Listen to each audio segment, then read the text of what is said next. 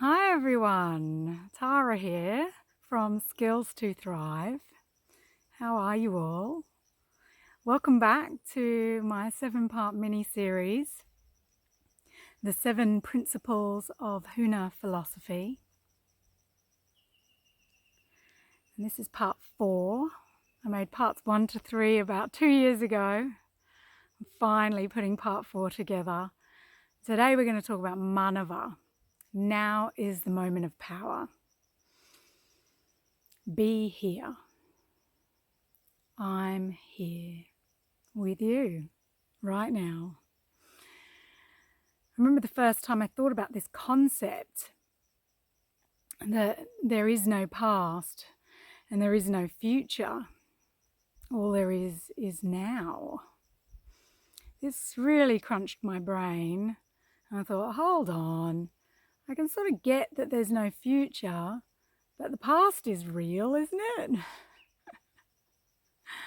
The future hasn't happened yet, but my past is definitely real. What happened to me in the past really happened. So this concept first crossed my mind about 20 years ago, and I've had plenty of time to ponder on it. And little did I know that I'd end up embarking on a journey to really get to grips with what that means. I read books like The Power of Now and done all sorts of other learnings on it. And I remember in a therapy session once upon a time saying, yeah, but those things really happened to me. They're real. And the therapist said, yeah, they did happen to you, but they're not happening now, are they? And I think that's a really important point. So I learned along the way that I don't need to be bound by any experience of my past. Easier said than done. Some of you might think, oh, that's easy. The way I like to look at it is that the past is over. It did happen, but it's not happening now. That's true.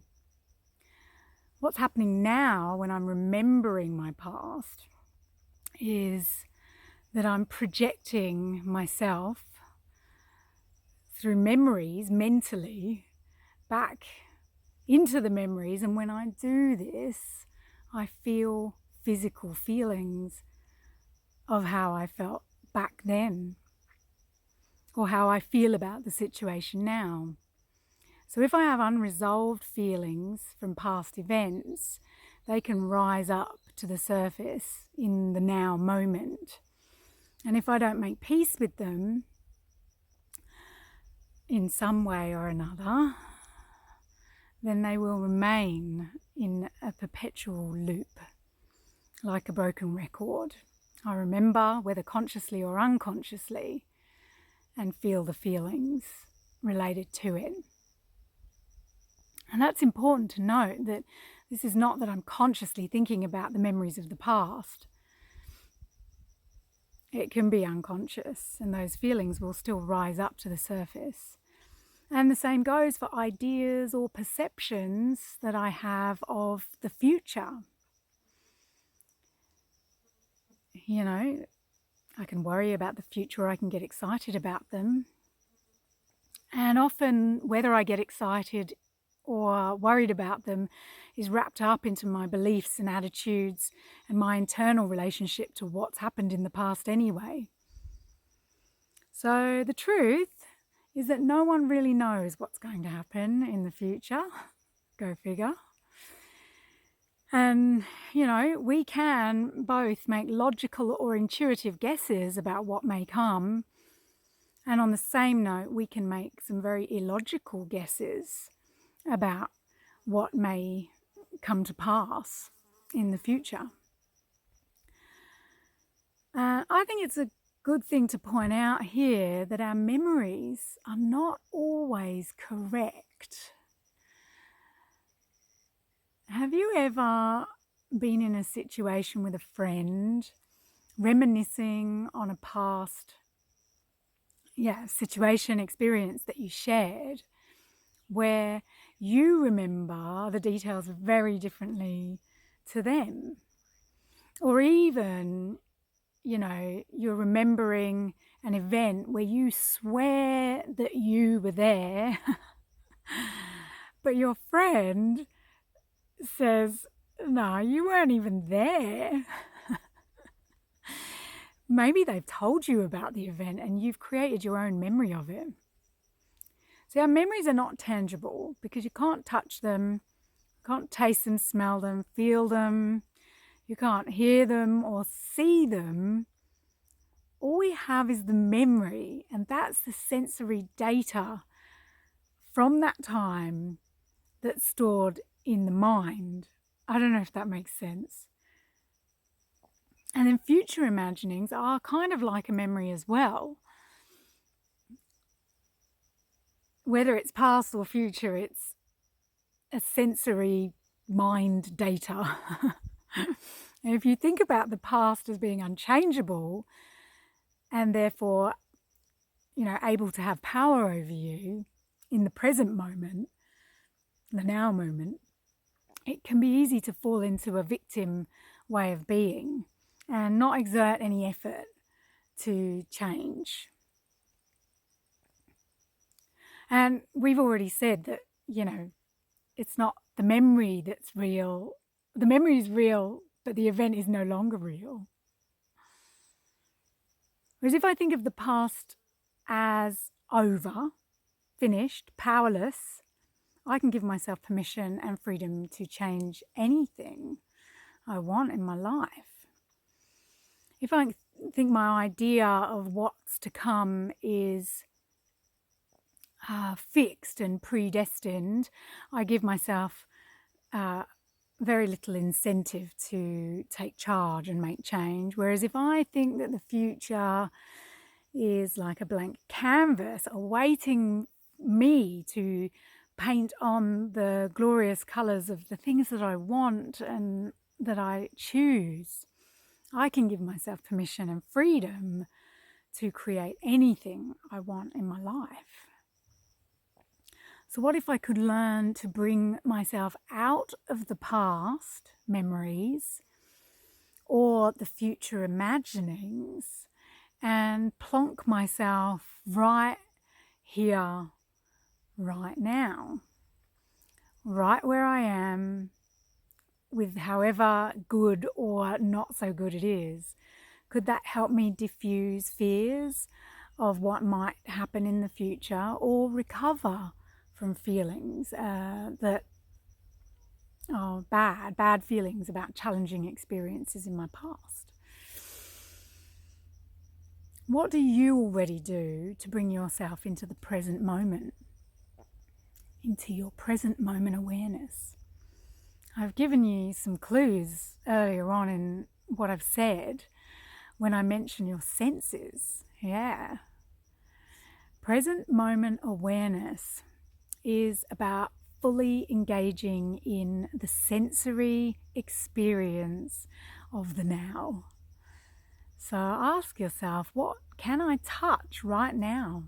What can I taste? What can I smell? The smell of the bush. I'm in the bush now. I can hear the sounds. I feel happy and comfortable on this rock. So there's a kinesthetic feelings. I can feel a gentle breeze. And I feel happy that I'm making this video. Shapes, smells, the smell of a flower, the feeling of the grass beneath feet, feelings of happiness as I hear my friends laughing. Yeah, what can you do to bring yourself into the now by tuning into your senses? You can breathe. Take some sighing breaths. And do you notice how when you do that, maybe your mind clears and your awareness comes fully into your senses? Maybe you can even notice that you relax a bit as you start to breathe and sigh and tune into the different senses. Breathing or breath is probably the single most effective way to bring yourself into the now. Pretty much all systems of teaching people how to come into the now incorporate some kind of breath work.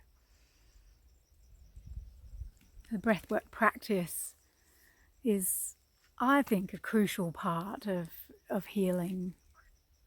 And whether you choose to meditate or practice prayer or yoga or some other form of physical movement, exercise, and the different healing modalities like tapping, for example, which you'll see I've talked about on previous videos, or more conventional psychology sessions, they all suggest calming the breath, breathing deeply into oneself, and creating a relaxed and calm state through breath. So make peace with your past, forgive everyone and everything, including yourself. Be present with everything, and the future will sort itself out. Everything you've ever been through has brought you to here and now. What you thought, what you're thinking, what you feel, and what you do now will transport you into what is to come, whatever that may be. Imagining and remembering can be a really wonderful thing if you're remembering and projecting into good things.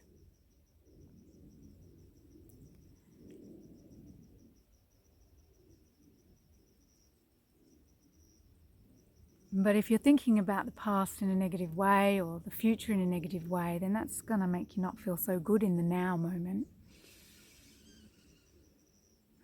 And did you know that if you're in the moment, your ability to remember increases? And how helpful would that be as a tool if you're learning a new skill, for example?